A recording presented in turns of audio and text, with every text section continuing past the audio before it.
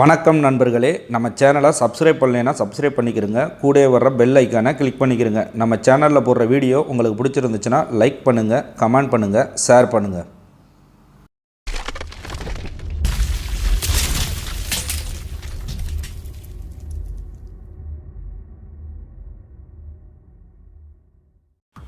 இன்றைக்கி நம்ம வீடியோவில் முட்டைக்கோசு பொரியல் பண்ண போகிறோம். எளிமையாக சுவையாக எல்லாத்துக்கும் பிடிச்ச மாதிரி எப்படி பண்ணலான்னு பார்க்கலாம். அதுக்கு தேவையான பொருளாக எடுத்து வச்சுருக்கோம், பார்ப்போம். 1 டீஸ்பூன் கடுகு, 1 டீஸ்பூன் சோம்பு, ஒரு பெரிய வெங்காயத்தில் பாதி வெட்டி வச்சுருக்கோம், 4 பச்சை மிளகாயை நேராக கீறி வச்சுருக்கோம், சிறிதளவு கருவேப்பிள்ளை, 1/2 கப்பு தேங்காய் திருகி எடுத்து வச்சுருக்கோம், 1/4 கிலோ அளவுக்கு கோஸு வெட்டி வச்சுருக்கோம். இப்போது ஒரு பாத்திரத்தை வச்சுக்கிறோங்க.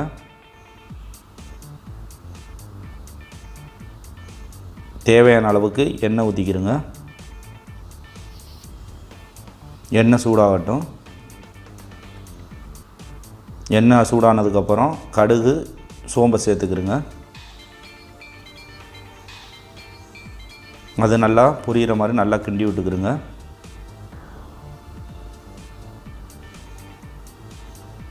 இப்போ வெங்காயம், பச்சை மிளகா, கருவேப்பிலையை சேர்த்துக்கிறோங்க.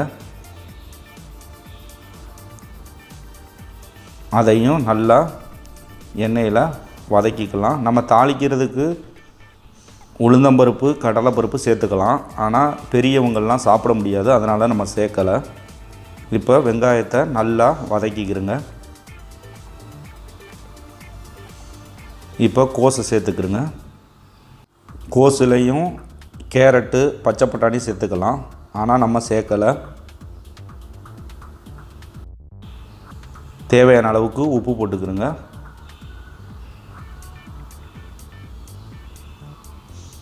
அதை மூடி வச்சுருங்க. அப்பப்போ திறந்து விட்டு கிண்டி விட்டுக்கிறோங்க. அது கொஞ்சம் கொஞ்சமாக வதங்க ஆரம்பிக்கும். 1/4 டீஸ்பூன் மஞ்சத்தூள் சேர்த்துக்கிறோங்க.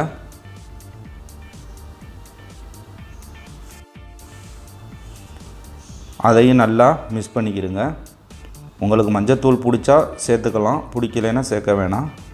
ஆனால் மஞ்சத்தூள் சேர்த்தா உடம்புக்கு நல்லது, நோய் எதிர்ப்பு சக்திக்கு நல்லது. அப்பப்போ மூடி வச்சு அப்பப்போ கிண்டி விடுங்க. நல்லா வதங்கட்டும். இப்போ நல்லா அரை வேக்காடுக்கு வந்துருச்சு. பாதி வதங்கினதுக்கப்புறம் 1/4 டம்ளர் தண்ணி ஊற்றிக்கிறங்க.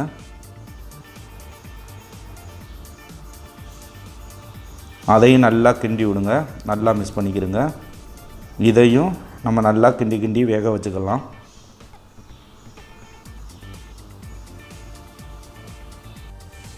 இப்போ முட்டைக்கோசு நல்லா வெந்துருச்சு. இப்போ நம்ம திருகி வச்சுருக்க தேங்காயை போட்டுக்கலாம்.